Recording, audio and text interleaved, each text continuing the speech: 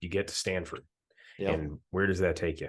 Yeah, man. So really good opportunity, really good human beings there. Very much enjoyed my time there, and it was fun. My wife worked there too. That was actually her first job out of college. Oh, cool. So we were getting to commute together, and her parents worked there as well. So we Really? actually had time for, yeah, all four of us were like driving together. We'd meet in the morning. I'll drive Oh, sometimes. that's funny. So it was cool, man. It was a really good time. And I enjoyed the heck out of it, man. I got to work with some great people. I was in a division of the university where I got to work with the students. I got to work with their parents. I got to work with the faculty. I got to work with the staff. I got to work with the administration. I got to work with the donors. I literally got to see all of the components of what Mhm. makes a big giant university tick. But what I saw over and over again, this pattern recognition was that a lot of these students um, were they. I'm like, dude, you're all smarter than me. Cool, all of you are smarter than me. But I don't see a lot of happy people. And I don't see a lot of people that outside of academics have a whole lot going on. Mhm. It's not necessarily leading to, from what I'm seeing from when you graduate to what I'm hearing is going on now, like you're not necessarily doing anything with that degree. You're not excited about this. You're actually miserable. This one committed suicide. This one committed suicide. Like, what? This isn't working out to be this American dream that everybody thought. Oh, wait. Mhm. And also, the game of admissions is unbelievable. I thought like everybody else, well, you get your straight A's, you make sure you're on the student council, you're a Boy Scout or whatever else you can do extracurricular wise. You get your best SAT score, and if because of the meritocracy, if you've done a good job, you can get to Stanford University. Hey, doesn't work like that at all.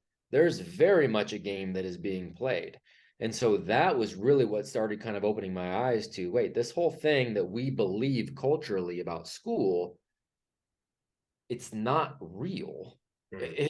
It's a very different game that's being played over here. I can close my eyes and pretend that this is, I guess, the game everybody thinks it is, or I can figure out how I want to think about this, talk about this, speak about this, live about this, right? And so Mhm. for me, it was like, okay, well, this game is not real. I don't really love that game, and maybe it means there is a game as for people getting in. I wonder if I can help these kids getting in. One of the chances I had at Stanford was to develop this corporate training curriculum, which is the first thing that really got me up in front of people and standing up in front of people. All Mhm. these different groups that I was talking about, I was getting to speak directly to them and help them and engage with them and coach with them. And so I'm like, okay, maybe that's my calling then, man. Maybe I'm supposed to go in and teach and be a teacher. So I can help people to avoid this game or maybe play it better at an early age. And so that's what led me into, becoming a public school teacher after that. But it was that game, man. It really, my eyes lit up there. Thankfully, I was naive enough to go, well, I'll go fix it as a public school teacher, Mhm. because that naivete gave me the opportunity to see, oh, wait a second, public school is a game too. Oh, wait a second, being an administrator at a public school is definitely a game. And by the way, it's money, power, politics. It has nothing to do with the kids. That the Yep. game doesn't have anything to do with them. Um, so, gosh, I'm going to jump ship and go to private schools. Oh, wait, private schools are modeling themselves after the conveyor belt public schools. Same kind of game being played.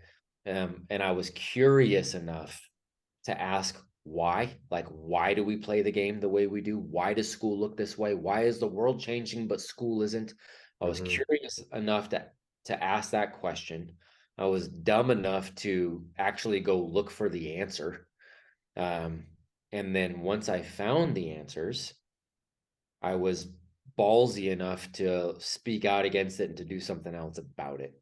Because that's where the hard decision is. Because most people, once they find out, it is more the ignorance is bliss. I'd rather have my Stockholm syndrome. I'd rather just, and it's not because of what they've seen now. Okay, all right, I get school is this game and it's not a game designed for humans. And that's not the part that makes people scared the most. The part that makes them scared is they go, and if I speak out against it or go away from it, what is the string that I'm pulling?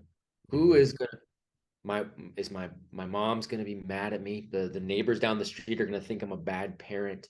You know, this guy's gonna be upset with me. This guy's gonna think I'm crazy. This guy's gonna there's all these stigmas about home education. I don't want to be that person because that means my kids are weirdos. Like it's the fear, right? Yep. It's that. And so they're like, it's easier just to shut that off, and I'm just gonna go with the flow and cross my fingers and hope everything goes. Yeah. I can't roll like that. I can't either.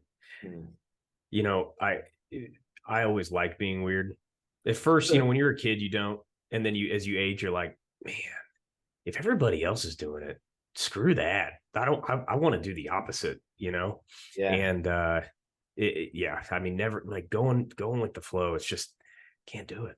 Can't do it. You know? Yeah, I mean, I can't either. And I've never looked at it as like I just want to be a contrarian for contrarian's sake. I looked at it like the more patterns I looked at, the majority was almost always wrong.